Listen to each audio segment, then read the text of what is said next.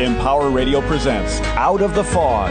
Join intuitive guide and spiritual teacher Karen Hager for lively, positive conversation with light workers, healers, and dynamic wisdom keepers. Get ready for inspiration and connection. This is Out of the Fog on Empower Radio. Here's your host, Karen Hager. Hello and welcome to Out of the Fog. I'm Karen Hager. Each week at this time we gather for spiritual conversation and enlightening guests, and I'm glad you're here. Time and distance are no barrier to energy, and that means no matter when you're listening, no matter how you found us, you are here for a reason. And I hope that something in the next hour lights you up and helps you move forward. What if you received an invitation to travel? And not just to pop around the corner for a sandwich, but to explore the astral plane, the spirit side, and beyond. That's what's happening to my guest today, Garnet Schulhauser. He's here to share his stories of travels with his guide, Albert, and to bring through some important messages for us about our planet and our purpose. Are you ready to meet him? Garnet Schulhauser is a retired lawyer who lives near Victoria on Vancouver Island with his wife Kathy, and his little dog Abby. After practicing corporate law for more than 30 years, Garnet retired in 2008. He's the author of Dancing on a Stamp, Dancing Forever with Spirit, and his new book, Dance of Heavenly Bliss. Since the release of that first book in 2012, Garnet's been very active with book signing tours and speaking engagements, and he's a welcome guest on many radio shows, including this one. You can find out more about Garnet and his work at garnetschulhauser.com. Garnet, welcome to Out of the Fog. Oh, hi, Karen. How are you today? And thank you for inviting me on your show. Oh, thank you so much. I'm very glad you're here. Now, you were on the show before, and we were talking when your second book came out. We were talking, and I love your stories, and I love hearing about your travels. And so thank you so much for coming back to share some more with us. My pleasure. What was your life like before all this started? When I just read that bio, I heard corporate lawyer, and then all of a sudden I'm rambling the astral plane with my spirit guide. What happened there? Well, like you said in the introduction, I was practicing law. This was back in 2007, so about a year before I retired. And I was taking a stroll down the street one day in my navy pinstripe suit and all buttoned down like a typical corporate lawyer. And strolling down the street, and all of a sudden, out of nowhere, a homeless man just jumps out in front of me. And he looked like a typical homeless man. He had long, stringy hair and a scraggly beard and dirty, slept-in clothes. But there was something very different about him that distinguished him from a lot of the other homeless people I would encounter on that street, and that was his eyes. He had these amazing, dazzling, sparkling blue eyes that were penetrating right down into the depths of my soul. And I felt that he knew everything about me, everything I'd ever said or done in my life, even though we'd never met before. So it was kind of strange. How does he know this? But I felt a very strong feeling that he did. And at the same time, his eyes were sending me this wave of pure, unconditional love that was infusing my whole body with an amazing sense of peace and security and well-being. It was a feeling like I've never had before, Karen, and it was wonderful. And I was quite happy just to stand there basking in this guy's gaze. And I could have stood there forever, and it was almost like I was in a time warp. Don't know how long I stood there, but after a while, he broke the spell by saying to me, "Why are you here?" And then he promptly disappeared into a nearby store. And when I finally collected my wits, I decided I better go find this man. And so I went into the store, and I looked around. There was only one entrance and exit. He hadn't come out, and he wasn't in the store anywhere. Uh-huh.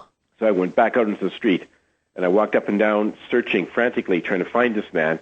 But he had seemingly disappeared into thin air. So the next day, I resolved that I was going to go back to the same street at the same time and see if I could spot this man. And so I did, and I went back to the same street, and I walked up and down for a while.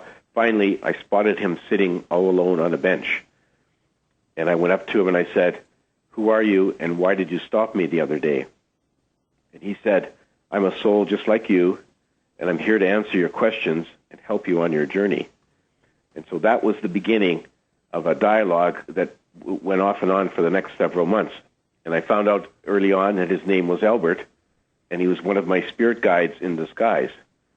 And that he appeared to me in physical form as the homeless man for the first 3 encounters. And after that, We communicated by telepathy. He was just a voice in my head. And he told me that I was the only one who could see him as the homeless man. I could see him, and I touched him, actually. He was very solid, very physical. But I was the only one who could see him in that form. And had anybody else walked by the bench that day where we were chatting for the first time, they would have seen me sitting all alone by myself. They wouldn't have seen him. Huh. And he said that he chose to appear in the homeless man persona initially as his way of easing me into the conversation, because had he just started talking to me as a voice in my head, I likely would have thought I was losing my mind. So it was a good way of easing me into it. And then once he felt he no longer needed to appear to me in physical form, then we just communicated by telepathy. And so our dialogue there for the next several months was by telepathy. It was question and answer. I would ask Albert questions. He would answer them.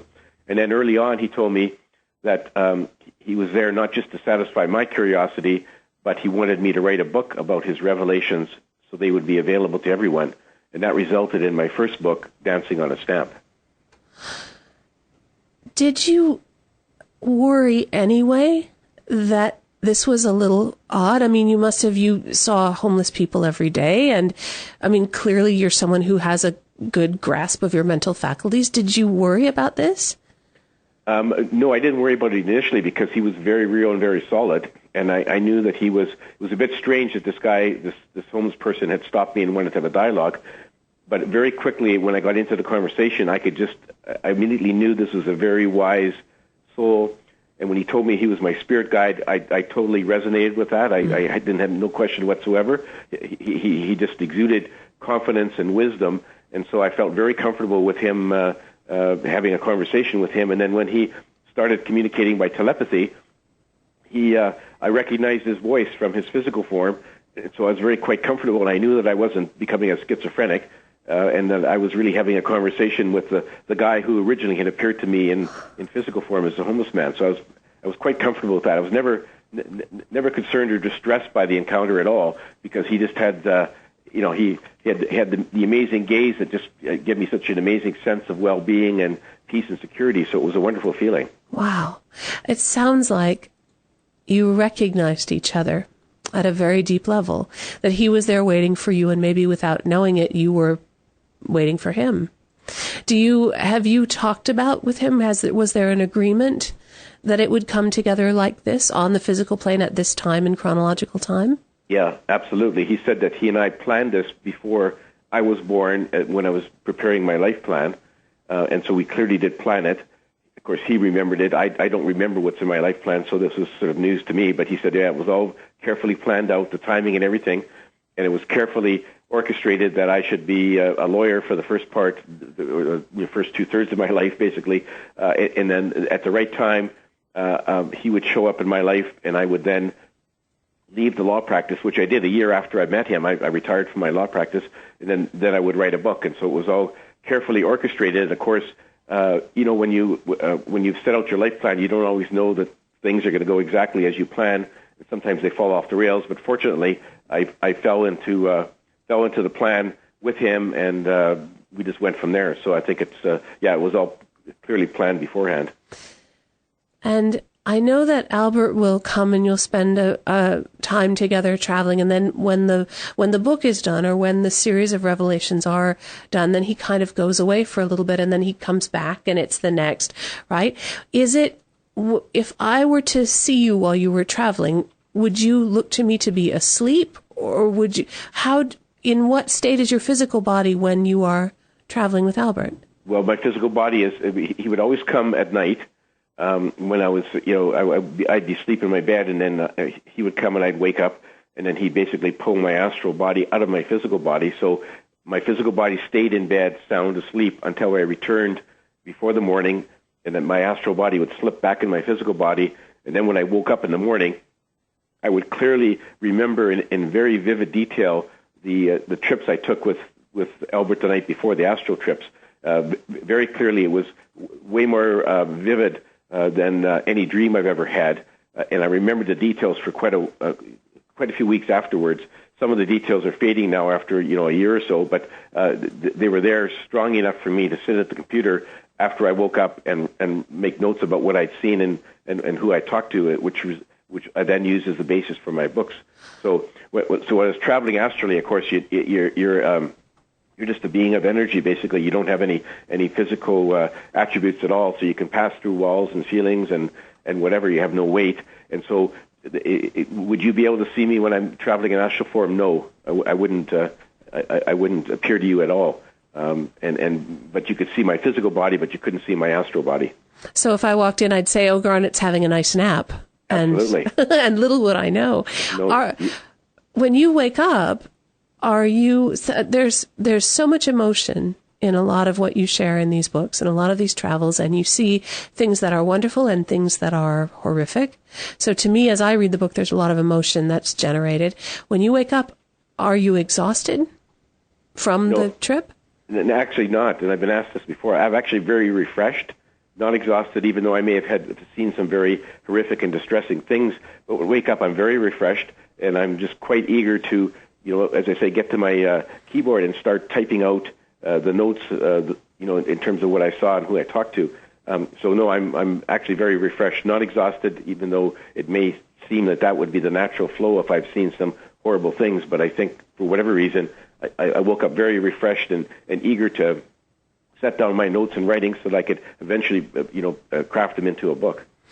Well, and Albert is a wonderful tour guide, it seems to me. I enjoy his kind of, what I see as a little bit of kind of sly humor with him. And I just enjoy, he seems to be your entree to many different dimensions, many different situations, to take you places where you might not have gone by yourself. One of the trips that you take with Albert takes you to an aquarium to have a conversation with a killer whale who's there at part of the aquarium. Can you share some of that story and the lessons that come out of that?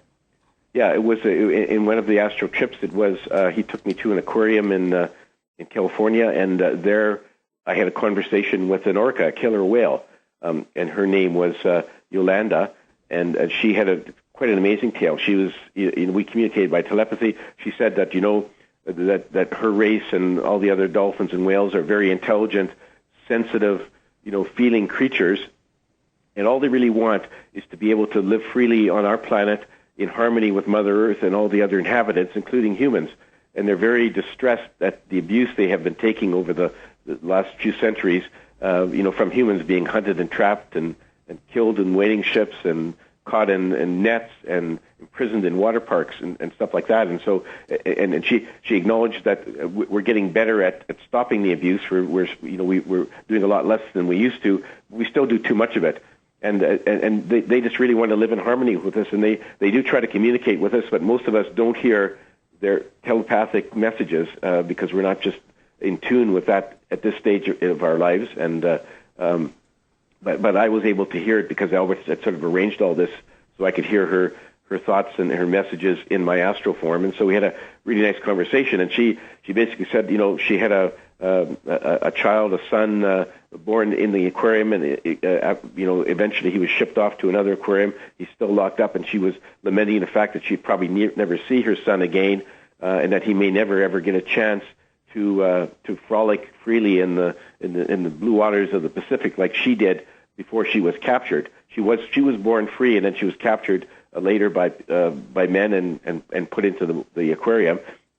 She really longed for her chance to get out of her prison and get back into the ocean where she could roam freely and enjoy the rest of her life. So it was really kind of it was sad to hear her tale, and I really empathized with her plight and that of her son and all the other creatures that are captured in water parks. And I really wish that we could do something to free them and let them roam freely again in the ocean.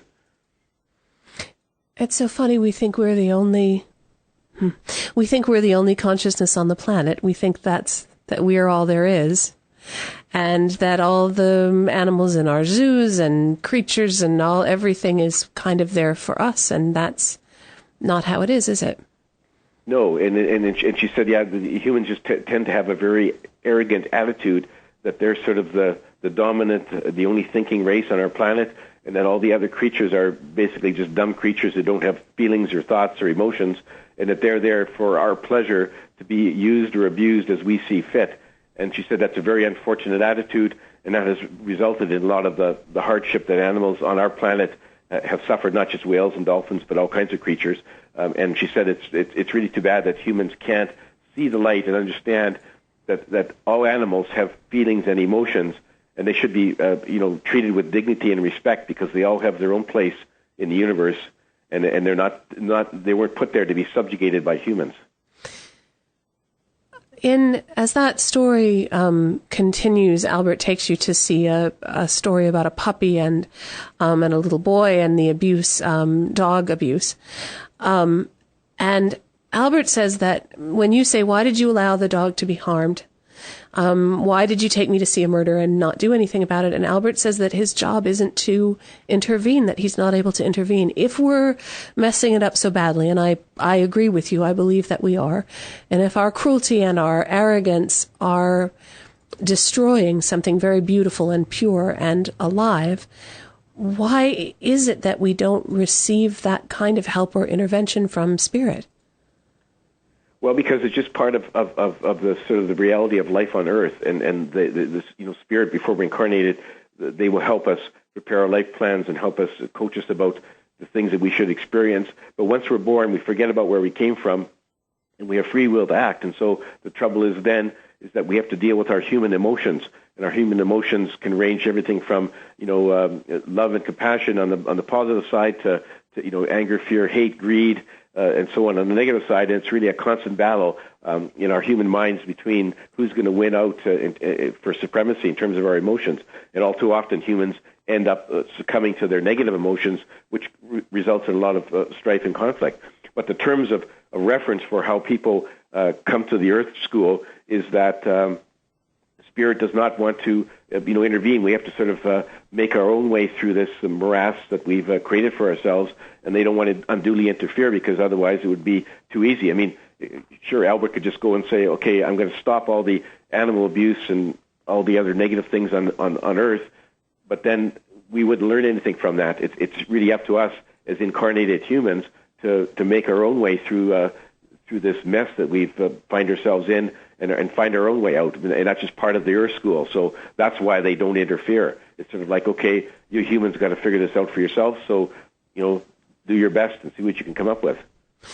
Well, and it doesn't sound, at least as I hear in what you're saying, that doesn't sound cruel, like good luck with that, right? Here's something appalling and good luck, baby. It sounds like there's a lot of love and support that does come in. It's just that it's left up to us who are embodied, have taken physical form to actually make the change, to take the action. The love and support is there from Spirit, at least as I feel it. It's just that we're the ones who need to take the action. Exactly. You're right. The love and support is there. They're clearly, every one of us has, 2 or 3 or however many spirit guides, and they are constantly there to coach us and support us every step of the way on Earth. And they keep on sending us, very positive messages. They try to communicate with us and try to get us to, to follow the path that we had chosen for ourselves. But their messages are very subtle. It's like intuitive flashes and whispers in our minds, and gut feelings and feelings in our heart. And so all too often, we don't hear these messages. Excuse me 1 second, Karen. Sure.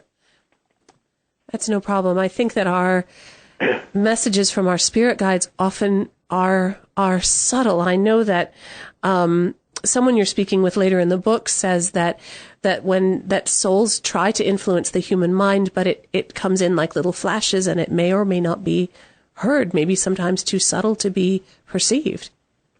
Yeah, and that's one of the big challenges that we all face, is that we need to basically quiet our minds so that we can get rid of all the other thoughts that churn through our minds every day. I read somewhere that the average person has 50,000 different thoughts every day. Wow. And I don't know how true that is, but and so stuck in among these 50,000 different thoughts are maybe a dozen or so messages from your guides, and so they can get lost in the whole circus that's going on in your head. So the real trick is to quiet our minds so we can get rid of the clutter, and then we'll be better able to hear the messages from our guides, and they're sending us, as you say, love and support, trying to guide us in terms of where we should go in our lives, and so to the extent that we can hear their messages more clearly, we'll have a more fulfilling journey. And to the extent we don't hear them at all, then we're just going to drift around aimlessly and probably not end up getting anywhere near where we want it to go in terms of our life plan. How can we then start to discern what are the voices of our guides? How can we know when information comes in that it's coming from them and that it's not just our fear-based thoughts or that's just the kind of ramblings that we have going on? Yeah, and that's a challenge too. But what Albert says is that most of the time when the thought pops into your mind or a feeling that you should be doing something, usually the first feeling is coming from your heart, and that's coming from your higher self or your guides. And then all too often, then our mind kicks in, and our mind starts to rationalize and a different course of action, tries to ignore the message that's coming from your soul and your guides, and comes up with a different agenda for you. So it's really difficult. But if it feels feels right in your heart, then likely that's the message coming from your guides, and you just have to try to corral your mind to make sure that it doesn't sort of ignore these messages and carry on with its own agenda. So it's a constant tug of war between your human mind and your guides in terms of where you should go and what you should be doing. And that's, I think, why, at least for me, I'm a big nut about daily spiritual practice and how important it is to every day have something that you do that returns you to center, that returns you to the quiet place, so that it makes it easier then when things get noisy, because they will. When things get noisy, you can kind of tease out that quiet guidance. I believe personally that information that comes from Spirit is always given in love, always given in light, even if it's information maybe you didn't want to know or an outcome you're not too thrilled about, but that information always comes in from love and light. Sometimes we get so accustomed to seeing the negative, seeing the small, seeing the harsh, that adds to the noise of our human life and makes it even harder to hear the voice of Spirit. Yeah, no, absolutely. And it's not an easy task, and the only, when I keep on asking Albert, well, like Albert he communicates very directly with me in terms of things he wants me to write about, but he doesn't give me personal advice. And for that, I have to try to listen to the messages from my other guides, just like everyone else. And so the only advice he could give me, and it applies to everyone basically, is try to meditate. Just sit quietly somewhere in a quiet room and try to block out your other thoughts, declutter your mind, and just try to sit there quietly and sort of come within yourself and just listen.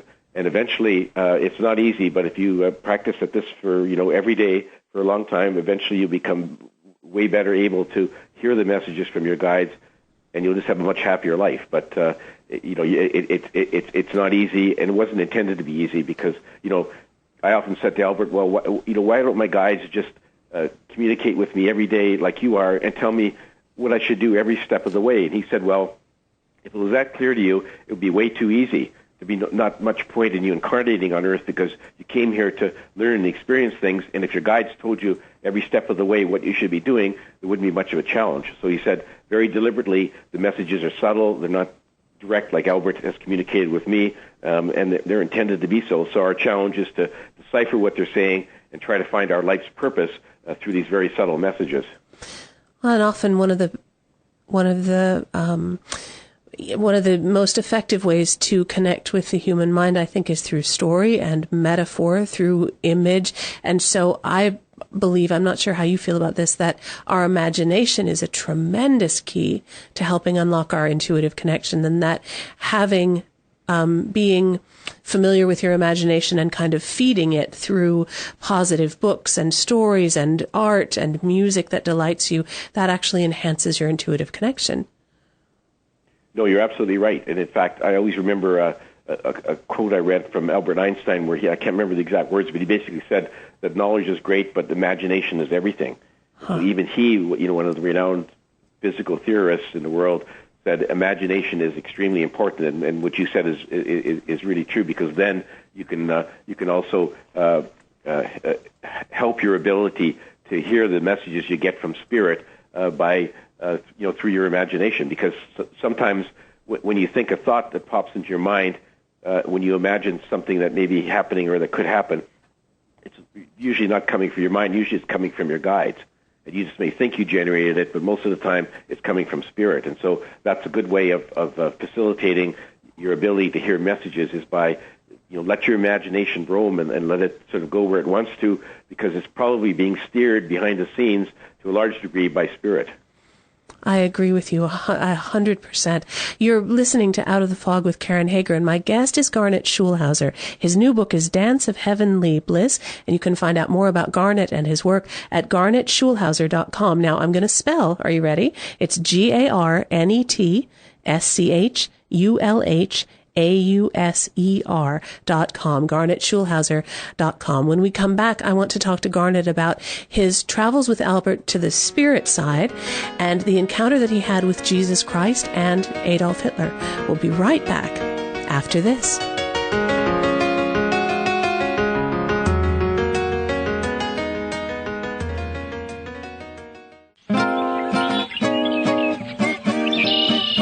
Come to the forest. It's a place not so far away. A place where you don't have to mow the lawn or babysit.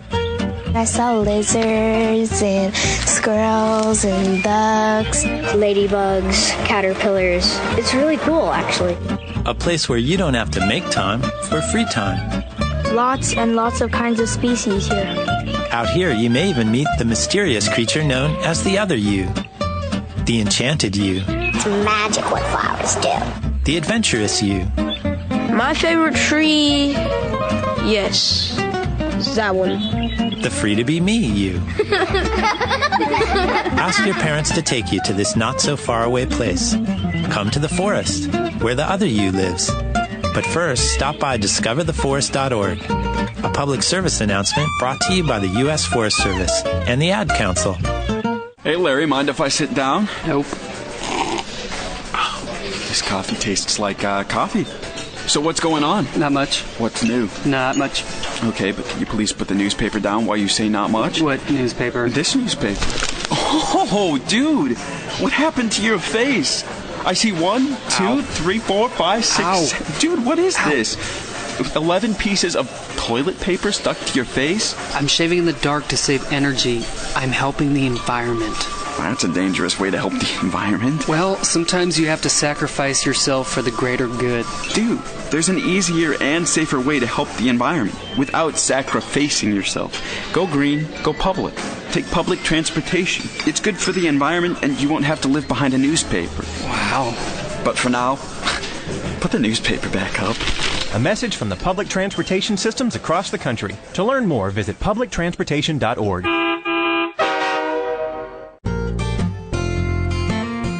I'm home, and I love it. I'm home where I belong. I'm home, and I love it. I'm home where I belong. It's always nice to come home. But these days, many Americans are at risk of foreclosure and losing their homes. Fortunately, help is available.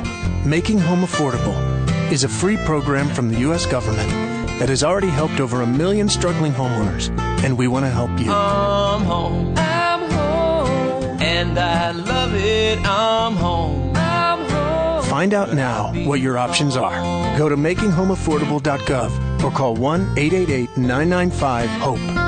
The sooner you act, the better chance we can help you. I'm home, where I belong. Brought to you by the U.S. Treasury, HUD, and the Ad Council. And now back to Out of the Fog with Karen Hager on Empower Radio. EmpowerRadio.com.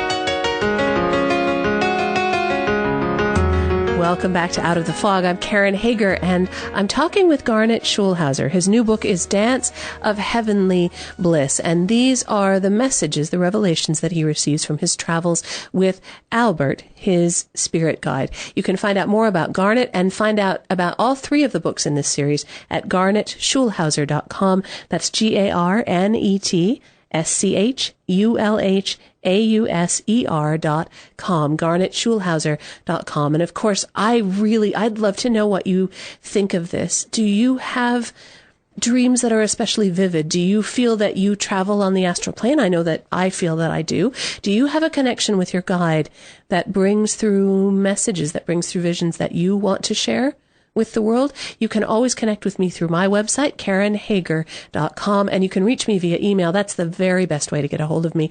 My email address is Karen, Karen, at KarenHager.com. Garnet, so we were talking when we went off the air there for the commercial break. Nate, the producer, and I were talking off the air, and we were talking about Yolanda, the killer whale who you went to visit in the aquarium. And Nate was saying that he thought that you had actually physically gone to the aquarium. And I said, no, this is all taking place on the astral. This is another dimension of travel through time. And what it makes me wonder, and I'm not sure how quite to get into this, I'm fascinated, Garnet, with the idea of chronological time, which I believe is an illusion, and the multidimensional nature of the universe. And it made me wonder, do you feel that if you and I could get in the car and go to every aquarium in the U.S. and Canada and wherever else, would we actually find Yolanda? Were you connecting energetically with a creature on this dimension who is in a physical aquarium on this dimension at this time? Yes. Yeah. Yolanda was clearly in an aquarium in my current time, and as far as I know, is still there. And wow. I just visited her in astral form, so wow. Presumably she's still there, unless all the aquariums have released their orcas recently. She's probably still in captivity. No, but it's really cool. It brings an immediacy to that, Garnet, because then it isn't a metaphor. It isn't. It is. You're talking about an actual telepathic connection with a physical being in this dimension in this time period. Yes. Wow.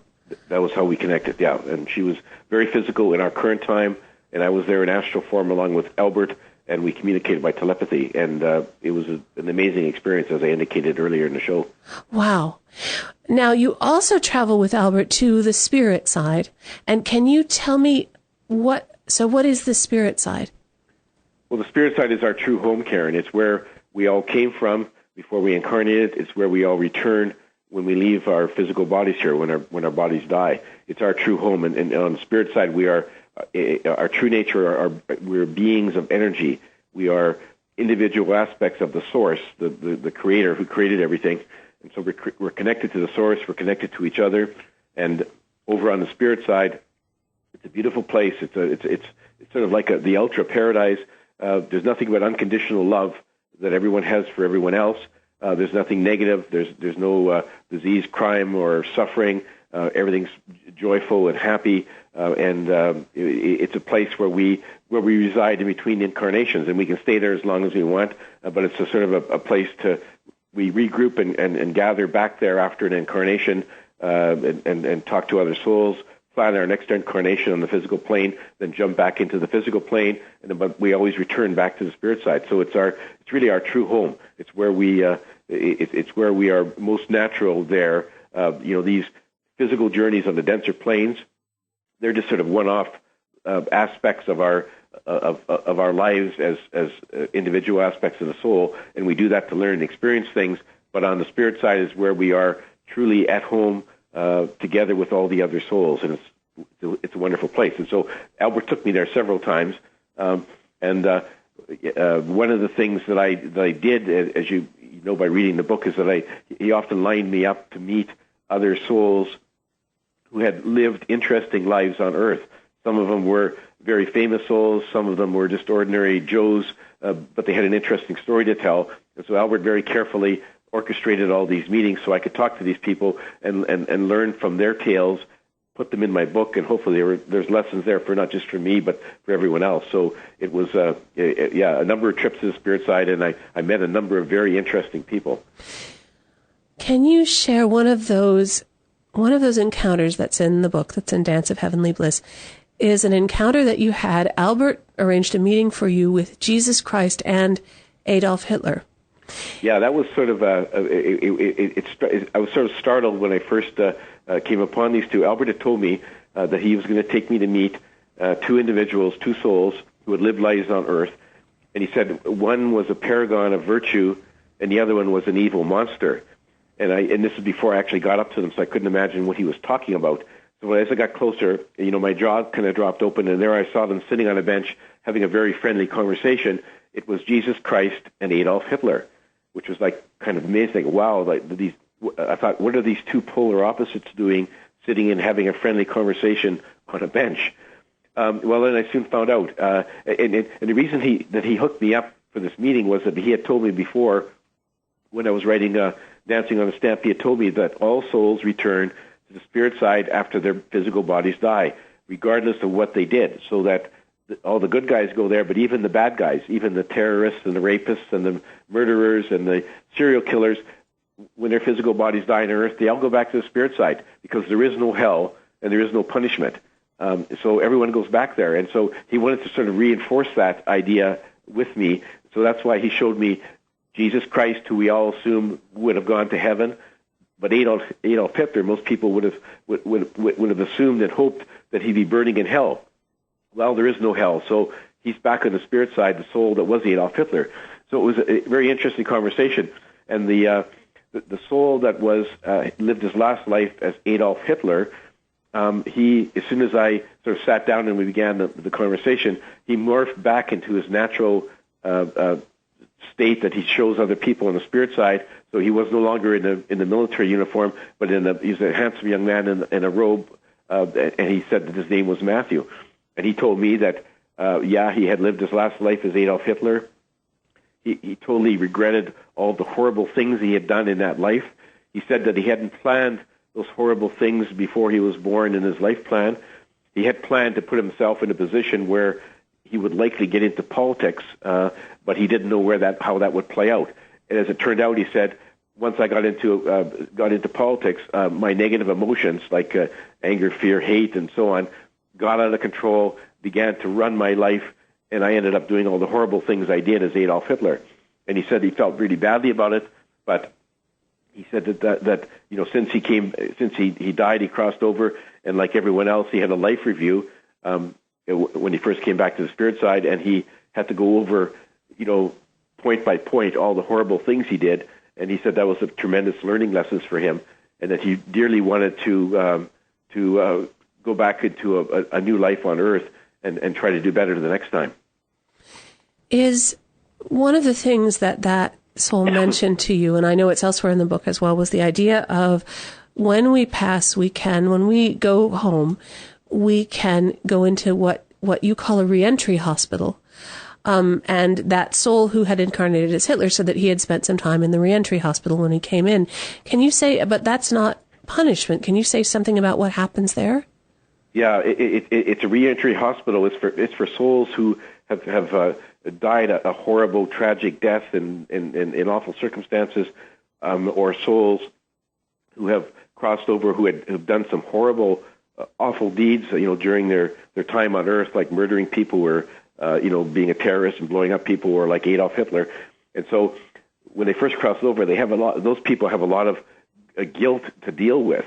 And so they need some extra help, and so they go into this reentry hospital where the staff there gives them lots of tender, loving care. They wrap them in a cocoon of unconditional love and try to help them understand what has just happened in their life on Earth, and understand that now the reality is they're now back here on the spirit side, and that they should not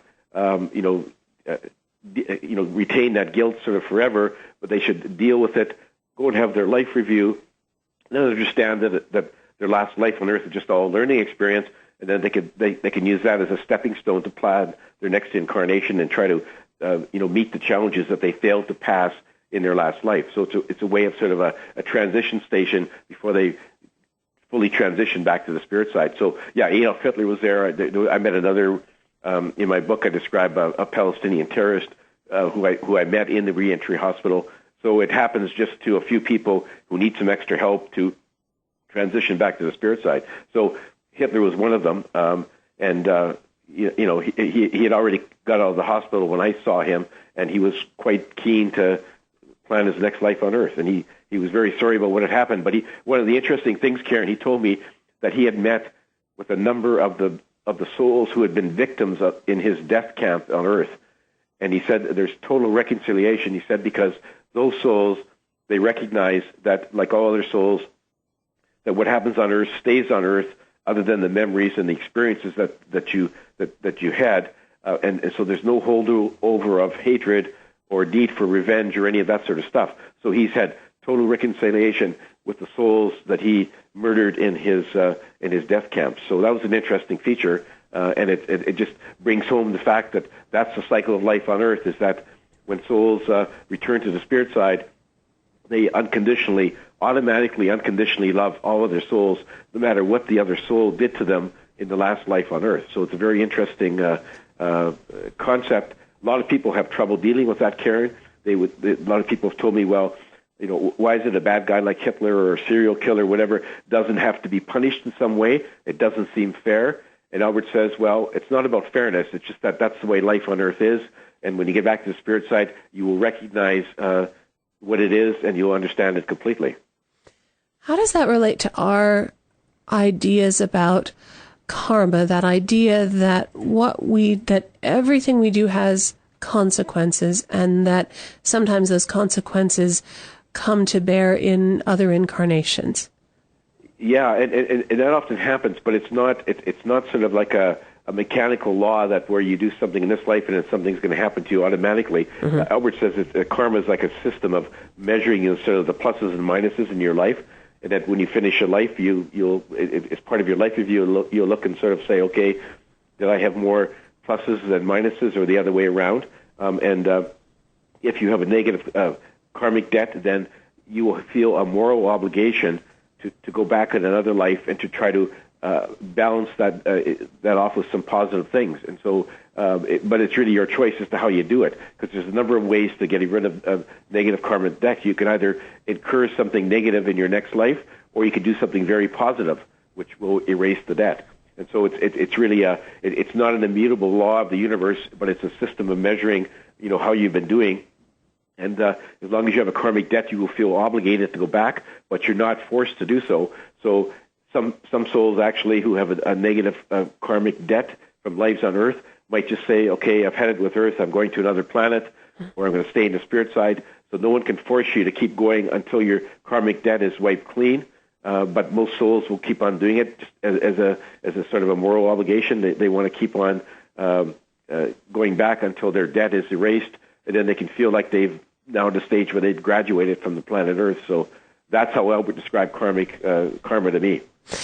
So what is the role of free will here? Because what I'm hearing you say is that it's not like you go to the spirit side and angry daddy is there and daddy says you got a C- and now you have to come back as a corned beef sandwich, or come back and, shame on you. Here's your punishment. Try to do better next time. It sounds like when we go to the spirit side that we are left to our own discernment, and this sounds like it's with full spiritual awareness, with a much greater view of things, that we are making decisions then kind of for ourselves about where we want to go next. Is that right? That's absolutely right, because no one else judges you when you finish your life on Earth.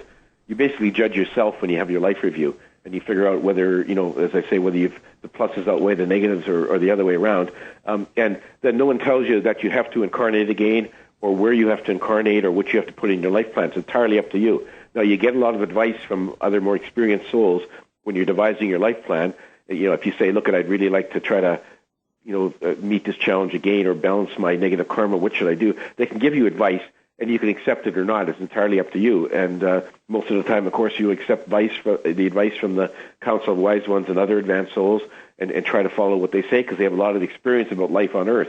But you're not bound to. It's entirely, absolutely your own choice in terms of what you want to do in your next life, and what you want to accomplish, or if you want to leave the Earth plane and go to another planet, or just stay in the spirit side. That's entirely up to you. So that is our choice, and it's an absolute right. Now, through Albert, you made a connection who shared with you that, I think this is Sophia, who shares with you that although our human civilization here has embraced fear and in a large part rejected love, that there are civilizations in other places where love is embraced and fear is rejected. Where you've been talking about how we can, I'm not going back to Earth, I'm going to go to another planet. Where are some of these civilizations where where love is the rule instead of this sort of petty smallness that we seem to be doing here in Earth School. Well, one of the planets was that Albert took me to, a planet called Thraso, which was basically a matriarchal planet ruled by women. And it was I went there for a visit, and they had a sort of very modern society with ultra-modern buildings and flying cars and moving slidewalks and so on. And I met with the Empress there. Her name was Marpesia, and she was elected by the common vote of all the women on the planet. And she said the men are not allowed to vote. They're not allowed to hold any positions of responsibility or management positions. So all the decision-making jobs and positions are held by women. And she says that they have a very sort of loving planet. There's no crime or violence because and how they get there to make sure that the men aren't violent and aggressive like they are in some planets is that they had all the men chemically sterilized when they were 3 years old, except for a few men that were used for a sperm bank. And how they did this was years ago. They used to have a planet that was ruled. It was a patriarchal planet ruled by violent and aggressive men who subjugated the women. And then one woman had a vision in a dream where she was told that a certain plant that grew in their forest could drastically reduce the testosterone levels in men. And so she started feeding this to her husband and secretly gave it to other women, and soon it spread around. And after several generations, all of a sudden, the women were ruling the planet. The men were docile and compliant. They weren't aggressive, and they were quite happy to live in existence. And she says they didn't subjugate their men. The men were free to pursue recreational activities, pursue studies, sports activities. They could work in low-level jobs if they wanted to, or not at all. And so the men were quite happy. They never missed their sex drive because they never remembered having it. And there was no sex between the men and the women. And babies were incubated artificially using sperm from a sperm bank and eggs from the females, and the children are all raised separately. Girls sort of in one school, boys in another, and girls were taught that they had to take responsibility for what went on in the planet and assume positions of management, and the boys were taught something totally different. And she said, as a result, they had a very nonviolent, loving kind of existence. No wars, no conflicts, no crime, as I said. And I said to her, well, don't the women sometimes get into disagreements over what should be done? And she says, yes, they do, but they're always able to resolve those problems peacefully. And so as a result, they had a very peaceful planet. It wasn't, to be honest, wasn't some place I'd like to live, Karen, but it was. It just gives you another example of how a human civilization has taken a different course and ended up with something that was quite beautiful, quite peaceful, actually. And with that idea, are there many, many other planets? Is it rare for civilization to be on other planets, or is it many, many? Well, there's millions and millions and millions, if not billions of planets that have different life forms. Not all of them have human civilizations, but there are a number of other planets that have human civilizations. That was one of them that he took me to. He took me to another one, which was really quite distressing, where the humans there were enslaved by a mutant race that was mutated between humans and cats, and so the feline race basically enslaved the humans. It was a horrible existence. I didn't ever want to see that planet again. But there was another example of where, in contrast with the matriarchal society, here was a society where the humans were enslaved in very distressing conditions by another race. So those are two I saw. And there are more, I know, but those are the only two other human civilizations that I saw in terms of Book 3. Mm. What have you learned about how beings from other planets have helped and shaped our civilization here on Earth? I know you had an experience of seeing Stonehenge being built. Yeah, and that was a vision or a scene I saw in the Akashic records on the spirit side. And basically, he showed me a life that I had back in 3000 BC. I was a Druid priest living on the Salisbury Plain in England.